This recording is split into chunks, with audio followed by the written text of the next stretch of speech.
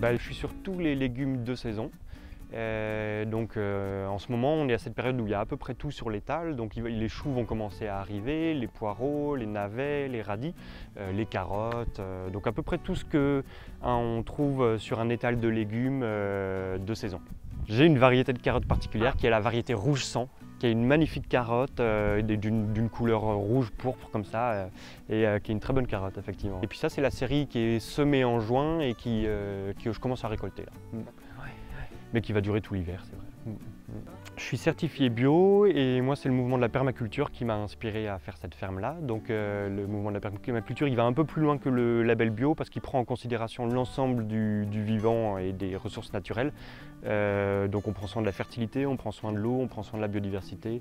Et puis il y a toute une dimension sociale, territoriale dans la permaculture aussi où on s'intègre dans un réseau finalement de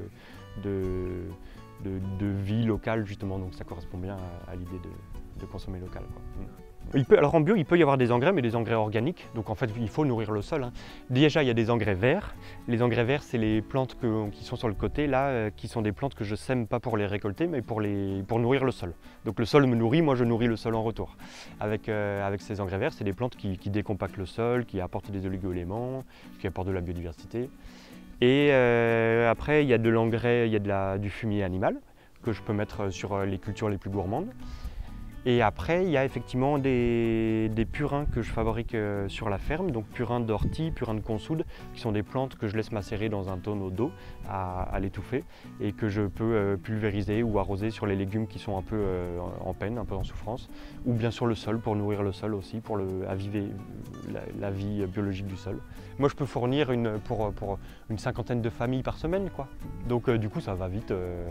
Si tout le monde se met à manger local, on est très vite dépassé en fait. Ah bah oui. Mais c'est un cycle qui doit avoir lieu parce que de toute façon aujourd'hui on en est très loin que tout le monde se mette à manger local. Très très très loin. Les habitants de Marseille, il doit y en avoir une dizaine qui mangent local. J'approvisionne une petite boutique bio qui est à Lusignan, qui est le chaudron de Mélusine.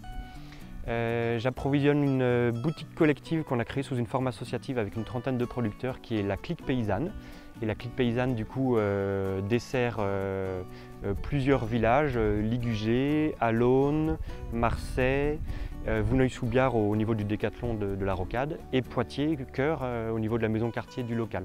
Donc là on a une épicerie complète avec une gamme bio et locale qui est accessible dans tous ces points de distribution via le site internet lacliquepaysanne.fr. Ensuite, j'ai le marché de Ligugé, qui est mon seul marché physique donc qui se situe sur le site de la filature, les usines. Et ça, c'est tous les vendredis soirs de 5h à 7h. Et c'est un marché qui est très convivial et un marché engagé aussi. On n'a pas de revendeurs, on n'a que des producteurs, créateurs. Et n'oubliez pas, tout ça, c'est à 2 pas de chez vous.